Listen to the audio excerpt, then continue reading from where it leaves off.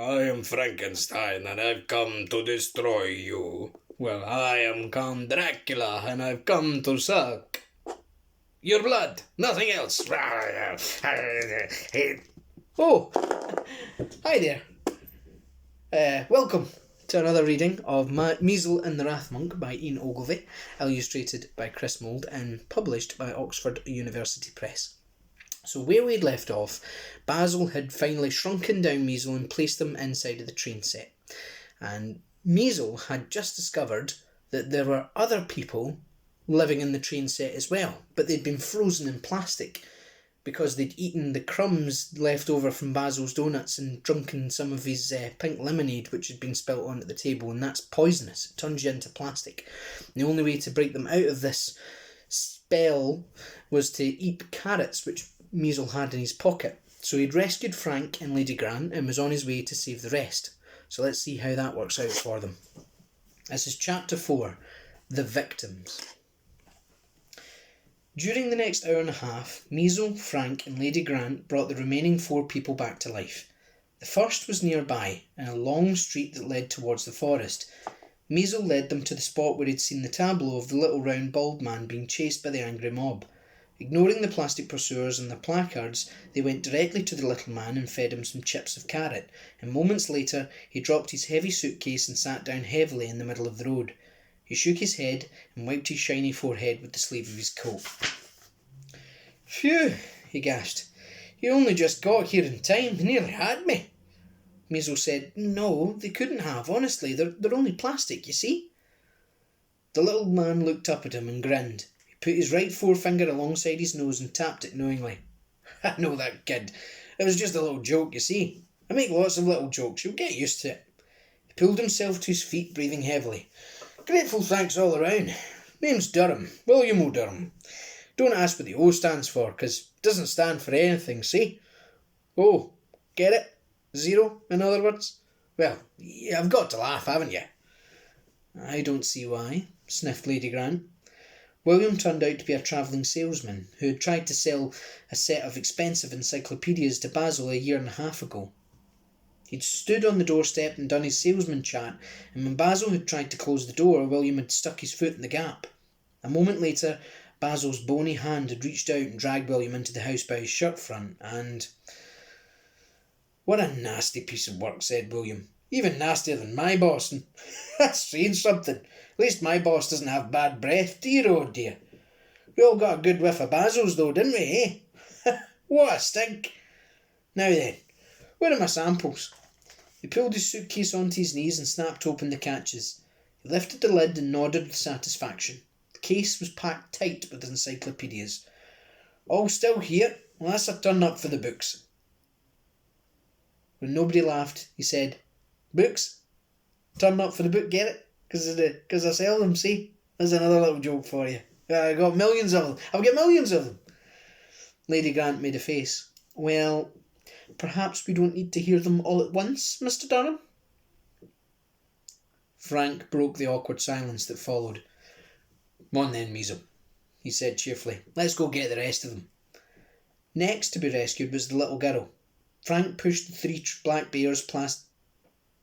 black plastic bears away from the base of the pine tree in order to give themselves room to move. It was decided that the best thing to do was for Measle to climb up to the girl with a few carrot chips and feed them to her while she was still up in the tree. Frank gave Measle his harness, which Frank used when mending power lines at the top of the telegraph poles, and showed him how to fasten it around the girl so that she wouldn't fall. "And you be careful up there, Measle," he said. "We don't want to lose you too." The pine tree was easy to climb, with lots of branches all the way up. Measle quickly reached the girl. Her arms were wrapped tightly around the trunk, and her cheek was pressed hard against the rough bark. And look, there's the little girl stuck up the tree there, see? It's very high up, isn't it? Her eyes were tight shut, and when Measle touched her on the shoulder, she gasped. "It's all right," he whispered. "I'm just going to tie this around you. It will stop you falling, you see? There. Now, swallow this. Don't worry, you'll be all right."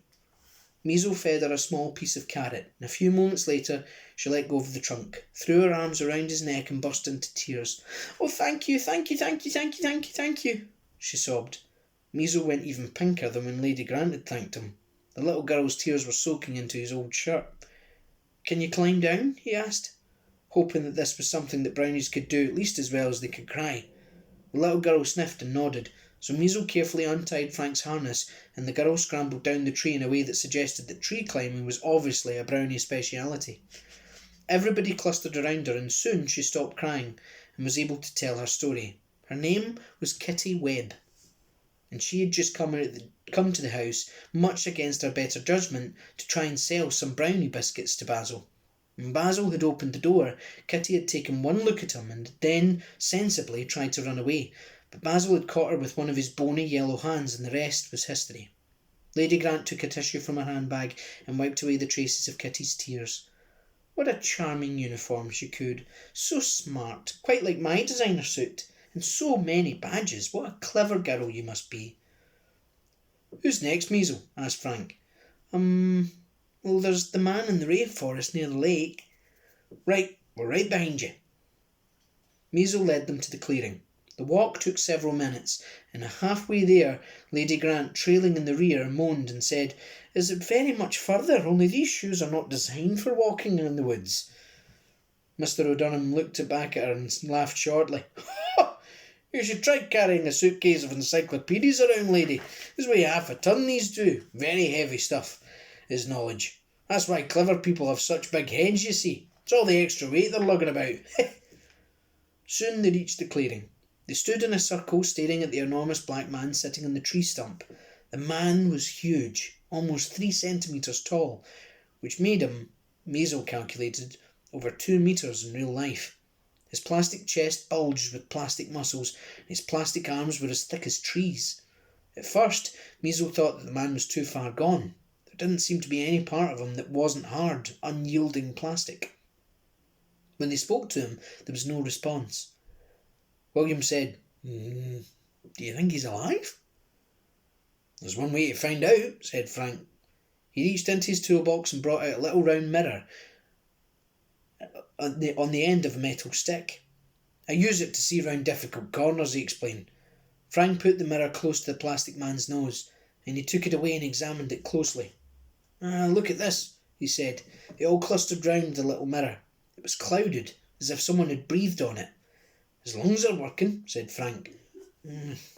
"Question is, how do we get the carrot inside him?" William said, "Wait a minute, let me have a look at one of my books." He sat down on a nearby stump and opened his suitcase. He pulled out an encyclopedia, flipping quickly through the pages, and then he rose and returned to the group. "There," he said, pointing down at a page. It was a section of human anatomy, and the picture that William was pointing at was an illustration of the inside of a man's head. It showed the brain and the nose and the mouth and the throat and how they were all interconnected. "Look," said William, tracing his finger over the picture. "See how the nose passages joins up to the back of the throat? This chap is still breathing. I reckon if we can cut the carrots very small, and if the chap can sniff really hard, we might be able to get enough in him." "It's going to be frightfully uncomfortable for him," said Lady Grant. "Better that than ending up solid plastic," said Frank. "I know. Measle got me just in time after a few months, well..." His voice trailed away. William closed his encyclopedia with a bang. "First, we're going to have to see if the chap can sniff that hard." He moved close to the plastic figure and shouted into its face, "Hey, old chap, can you sniff really hard?" They all heard it, the sound of a strong intake of breath through the plastic nostrils. "Good," said William. He turned to Measle. "I think we're going to need a lot of carrot for this chap, and chopped very small. Small as you can get it." Measle set to work. Quite soon, he had a small heap of finely chopped carrot on the ground in front of him. William took one tiny piece and put it on the palm of his hand. Then he lifted his hand close to the man's nose. "Right, mate," he said, "this might be a bit uncomfortable, but you've got to try and stop it from going into your lungs. But it's worked for the rest of us, so it's going to work for you too. Now go on, sniff as hard as you can." The tiny piece of carrot disappeared into the plastic man's nose. A moment later, there was a coughing, choking sound and silence. "You okay?" said William. "Sniff twice if you are." Did it go down all right? Down in the old tum-tum? I guess it did, said William. Ready to try again? It took half an hour to get 20 pieces of carrot into the man, and most of them were accompanied by the cough and choking sounds. Measle began to feel very sorry for the man, and then he saw a sudden twitching at the corner of the man's mouth, and the twitching turned into a small opening in the plastic, which suddenly wasn't plastic anymore. Now it was 5 millimetres of human flesh. William was about to put another carrot chip into the man's nose. "Wait!" shouted Measle. Look at his mouth." After that, it was easy. It still took a long time, and the pieces of carrot went in very slowly, but there was no more coughing or choking, and more of the man's face became human, with more human skin, muscles, and over human bone. Quite soon he was talking in a slurred and slushy voice. "Boy, am I glad that's over. You ever take food up your nose? Let me tell you, you don't want to do it. But thanks a million. The name's Kip Lovell." "You've been here a very long time," said Frank. Kip nodded. "I've been here since the beginning. I'm a carpenter. I built this table for Mr. Tramplebone, you see. When it finished, he complained the edges were too rough. So I was up here one day sanding them down when suddenly he started breathing into my face. It's so revolting," said Lady Grant. Measle began to wonder if perhaps revolting was her favourite word. "Next thing I know, I'm down to the size of a nail, stuck on top of this table. Tramplebone made me help him build the model. At first he fed me properly, little bits of meat and vegetables, a drop of water now and then. But once the place was pretty much finished, he started leaving his donut crumbs and his lemonade, and well, that was the end of me. I watched you all arrive. I watched you, young Measle, and I wondered how long it would be before you joined us. No. Kip picked up his carpenter's back and his chainsaw and the red fuel tank and rose to his feet, towering head and shoulders over the rest of them. He turned and surveyed the 3 plastic lumberjacks behind him. "That Basil, he's got some sick imagination." "He's got a sick everything," said William, packing away his encyclopedia. "I mean to say, having breath so horrible that it shrinks a chap like me down to the size of a drawing pin. Dear oh dear. Must be something seriously wrong with his stomach. Stands to reason, doesn't it?" "I don't think the reason comes into it," said Frank. "I think with Basil Tramplebone you've got to throw reason out of the window." William shook his shiny round head. "I'd like to throw him out the window." "But there's got to be a scientific explanation for all of this, hasn't there?" Lady Grant snorted. "Well, if there is one, I'd like to hear it." There was a short silence while everybody thought about this.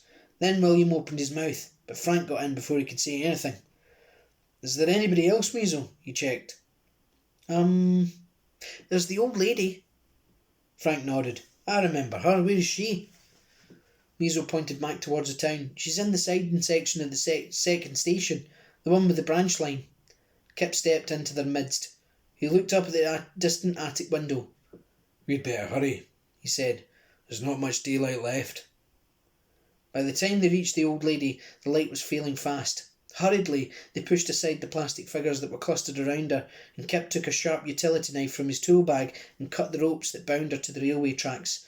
Her mouth was still working normally, and she was able to gasp out her thanks as they lifted her clear of the rails and laid her gently on a bench on the station platform. Measle fed her some chips of carrot, and he noticed that they'd used up nearly half his supply. And a few moments later, the old lady was able to sit up. Her name was Prudence Pacer, and she was much older than the rest of the adults, with a mop of untidy grey hair and lots of wrinkles on her face. She was dressed in an old green nylon anorak and tweed skirt. A pair of sensible-looking shoes were on her feet, and a pair of thick woolen stockings encased her legs.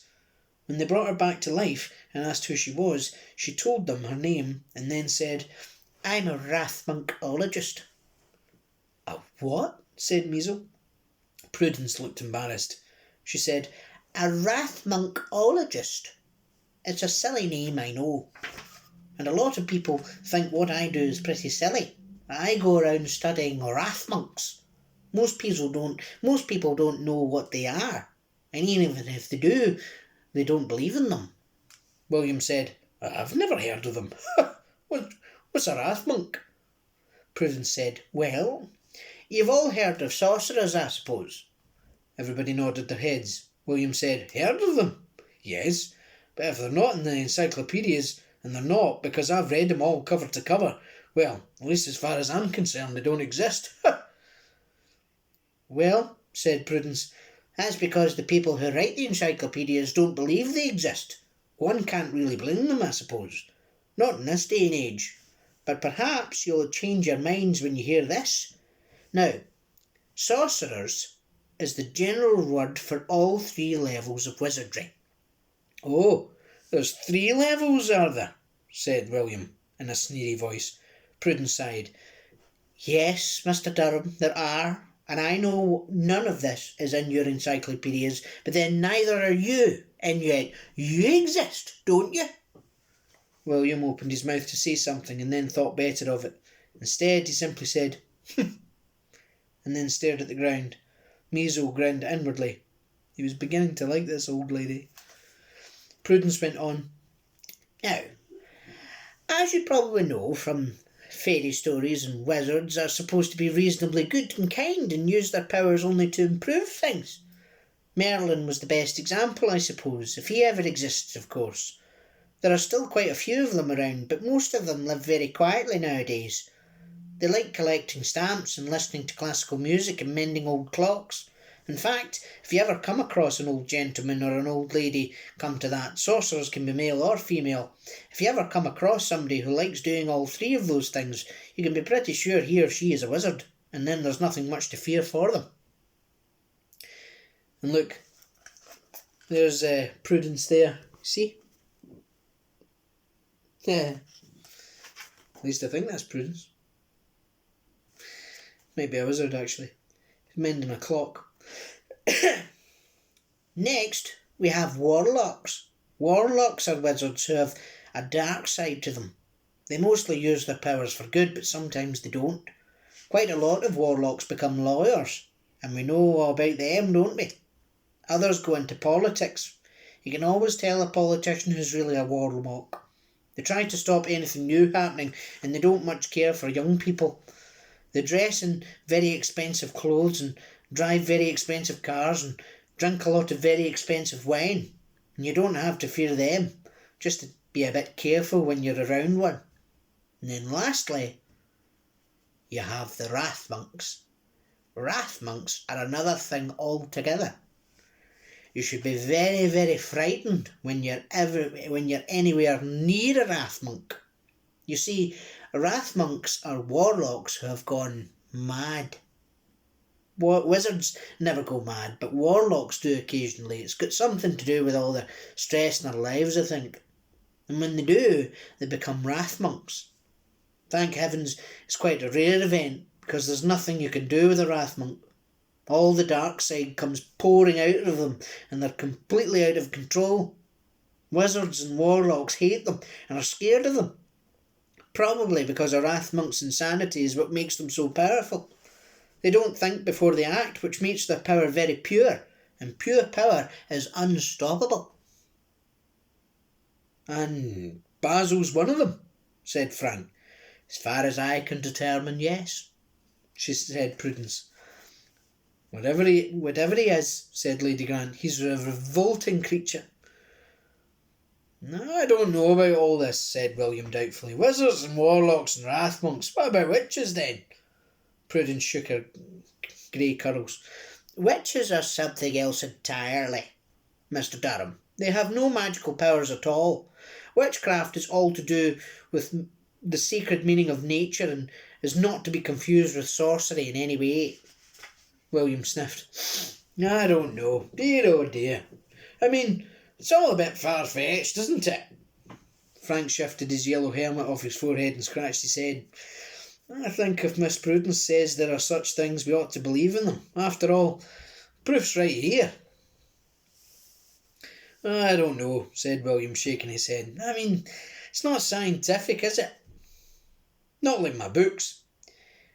"Your books are all very well," said Frank. "All very well in the real world, but you're not in the real world now, are you? I mean, just look around you." William gazed gloomily at his surroundings. "Right, you've got a point there. I suppose it's just very possible these Wrathmonks do possibly exist. Of course they're Wrathmonks, cried Kitty. Everybody turned in surprise and stared at her. She's been so quiet all this time, staying close to Measle all the way back from the forest and not saying a word to anyone. Now she blushed a deep red and stared hard at the ground. I believe in them, she said, so quietly that her words could hardly be heard. Kip nodded. So do I. It's crazy not to, seeing as we're all victims of one. Prudence looked Prudence looked relieved. She said, I'm glad you all agree. You see, I've been studying Basil Tramplebone for some time. Of course, I could never get near him, but I'd been watching the house for 6 months. It was the rain cloud that gave him away. Wrathmonks always have rain clouds hanging over them. It's part of that dark side I was telling you about. Anyway, one day I got careless and Basil caught me watching. And quick as a flash, here I am. Is Basil a very powerful webfink? Asked Measle nervously. Wrathmonk, said Prudence. They're all powerful. Thank goodness there aren't that many of them. Basil's one of the meanest and nastiest I've ever seen. Is there anything that can be done against them, asked Frank. Prudence shook her head. Not really. It's generally believed by Wrathmonkologists that a Wrathmonk spell is actually stronger than he is, which means that if there was some way of turning the Wrathmonk spell back at him, then he wouldn't be able to resist it. But as far as I know, no one's ever succeeded in doing that, so it's only a theory, of course. There was a grim silence, while everybody thought about this. Then Prudence said, by the way, has anyone seen my little dog? He's black and white and a bit of a mongrel, I'm afraid. Is the dog yours? Said Measle, who had always liked the fact that there was a model dog in the train set. I know where he is. Do you think, said Prudence eagerly, do you think you could spare him a small piece of carrot for him? I'm very fond of Tinker, you see. They found Tinker by the street lamp. He was a scruffy little black and white rough-haired terrier with a stubby tail which stood up straight from his back like a short furry finger. And look, there's Tinker there, running across the page. Feeding him pieces of carrot was difficult. Tinker kept trying to spit them out, but they kept on pushing the pieces into his mouth until he was forced to swallow, and a moment later he was up on his feet and bounding round them all and barking like crazy. That's how Basil caught us, said Prudence. Tinker couldn't help barking whenever he saw Basil. I think he really hates Wrathmonks more than I do. Lady Grant's shoulders slumped and she stared at the ground in despair. Now, said Prudence briskly. Let's not give up hope. Look at us.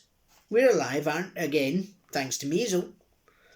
But how are we going to stay alive? Moaned Lady Grant. We all know we can't get off this table and it's far too high off the ground, which means we're stuck here for good. We can't exist on Measle's carrots, can we? I don't suppose there are that many left. Measle looked in the paper bag. There were 5 whole carrots still there, along with several small pieces left over from the chopping process. You're right, he said. There aren't that many left. Oh, wailed Lady Grant. We're all going to starve to death. No, said Measle slowly. No, I don't think so. Of course we are, Lady Grant cried. We'll be through those carrots in a few days, and then what? Well, said Measle shyly, because he wasn't at all sure these grown-ups would think that anything he had to say would be much. Well, surely, if a little piece of carrot can bring you all back to life, then couldn't we eat the donut crumbs and drink the lemonade, and then, when we all felt a bit of stiffness starting, we could just swallow a tiny bit of carrot and we'd all be all right again? That way we could make the carrots last for a really long time, couldn't we? Everybody stared at Measle, their faces blank. Measle began to wish he hadn't opened his mouth at all. Then Frank smiled. Wow, he said. You may be small, but you certainly are bright, boy. We could last a long time with that idea. Yes, very well done, Measle, said Lady Grant in her grand voice. Such a pity that carrots aren't so revolting, but I suppose we'll have to make the best of it. Perhaps we might wash them first, though. And we don't need to drink lemonade, said Measle. Basil put in one of those water towers to fill the boilers of the steam engines. We could drink from that, couldn't we? We certainly could, said Kip. How come you're so clever? Everybody gazed admiringly at Measle, and Measle felt his face going red. He wasn't used to being thought of as being clever. Basil always made a point of telling him how stupid he was, and until now, Measle had believed him. And it had been pretty stupid to think that he could get away with playing with the train set, and yet here were all these good people telling him that he was clever. And the fact was, although Measle didn't know it, Measle was pretty clever. With a quick brain and a head crammed with ideas all bursting to come out.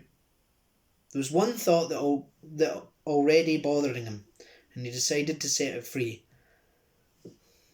I'm sorry, he said, but there's something I don't understand. Frank told me not to eat the donut crumbs or drink the lemonade. Surely you all told each other the same thing, didn't you? I mean, whilst you could still talk? We did, said Frank. Then why did you all do it anyway? Starvation, said Frank. It does funny things to you. You get so hungry you don't care anymore. Prudence said, I'm told it happens to people when their ship sinks and they're left in a lifeboat with no water. They know that drinking seawater will kill them, but most of them eventually do it anyway. It's the same story here. Everybody nodded gloomily. Then Kip looked up at the distant rafters. It's time we got under cover, he said. It's almost dark. They all stared fearfully up at the rafters. Prudence said, Oh my, I'd forgotten. It didn't bother us when we were plastic, but now...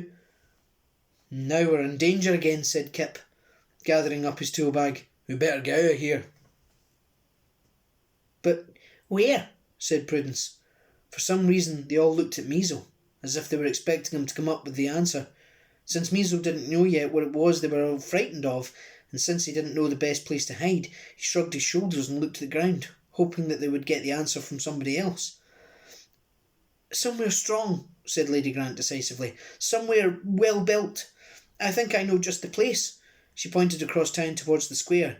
I used to hide in the town hall. Well, it was the only building in this revolting place that even faintly resembled my own house, you see. Anyway, I know the structure is pretty sound. It's got a good roof and the walls are solid. I don't think it can get us in there.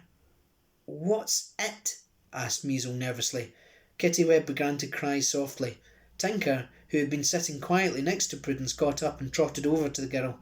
He peered into her face and then swiped his tongue over her cheeks, and Kitty found herself smiling through her tears. Tinker, who thought human tears were just another tasty treat, tried another lick. Nice and salty, these bits of water, he thought to himself. Keep 'em coming, little girl. But Prudence clucked her tongue and pushed Tinker away gently. She put her arm around Kitty and said, It didn't get you before because you were very good at hiding.